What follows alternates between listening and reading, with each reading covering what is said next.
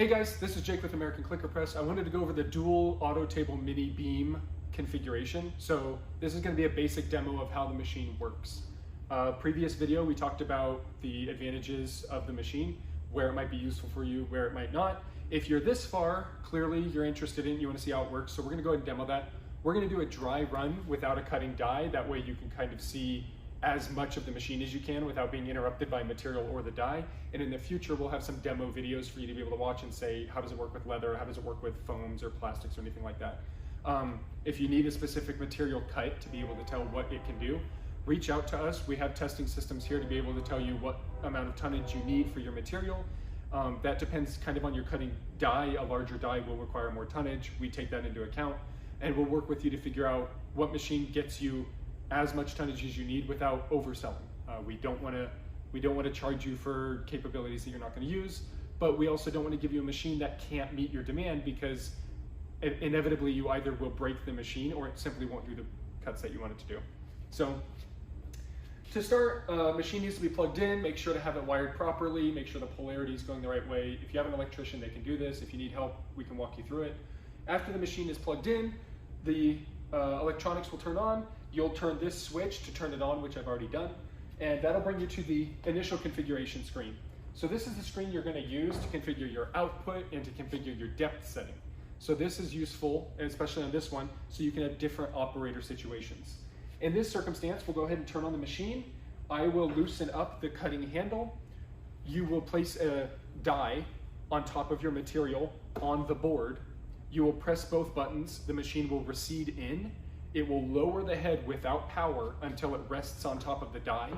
Then you will tighten up the handle, and that will mark where your cutting floor is.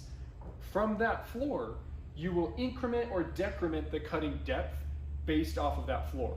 So right now the head's up here. If we lower the head down to this level with where your cutting die is, and we lock the handle here, when you increment by millimeter, it is counting how far from that floor it needs to go to make the cut that you want.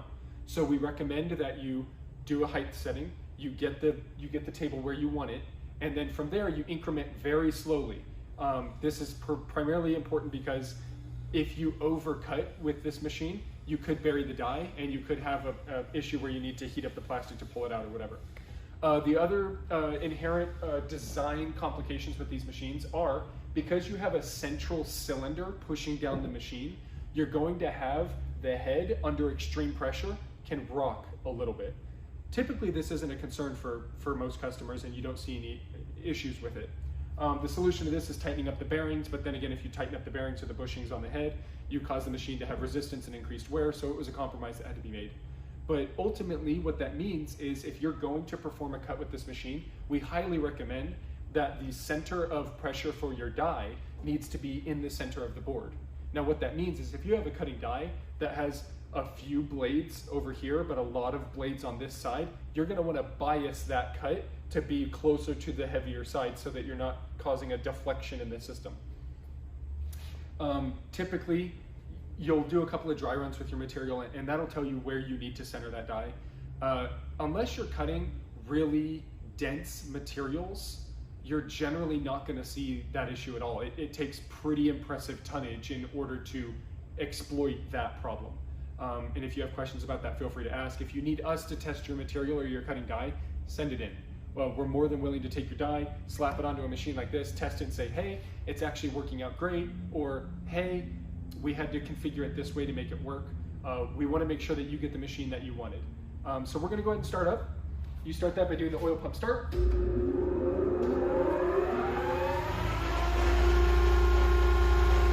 So here you'll hear the flywheel spin up. Once it's at a constant tone, you know it's up to pressure that it needs to be. So we're going to go ahead and enter mold setting by turning it to the operator A, which is to the left. You're going to loosen this completely, and then you're going to lower the head.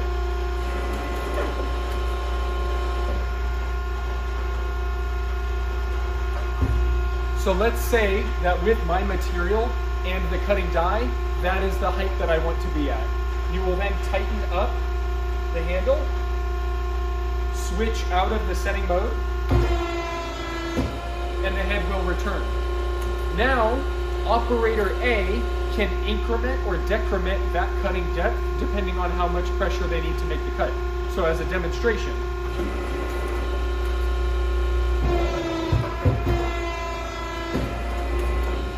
for operator A, if I needed to go a little bit deeper, I just go to the depth setting and I press the green arrow to increment that depth down, to push it down even further. And eventually you're gonna see, after a few tests, you place your die, you place your material under the die, you're gonna make a cut, you're gonna lift up the die and peek and say, did it cut all the way through? If it is cut all the way through, you're good, that's the height that you want. If it hasn't cut all the way through, you're just gonna increment that depth a little bit more. It won't be immediately obvious to you that you've actually done that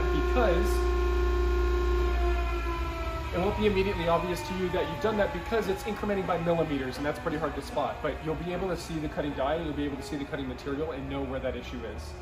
If you have questions about materials like that, feel free to reach out and ask. We're more than willing to help out with that. So in the next few videos, we're going to do some demo material. We'll do a dry run, we'll do a wet run with some different materials, and we'll explain kind of the advantages or disadvantages, and we'll also explain what we need to be paying attention for our materials. If you have any questions, reach out to the service department if there's any machine issues. If you have questions about the machine or you're looking at ordering a machine, reach out to our sales department at sales@americanclickerpress.com. They'll be able to walk you through what materials you're working with and how the machine might be able to help you with that. This has been the dual auto table mini beam. In future videos, you'll see the different configurations of the mini beam, and we'll try to explain where it might be useful for you. Thanks.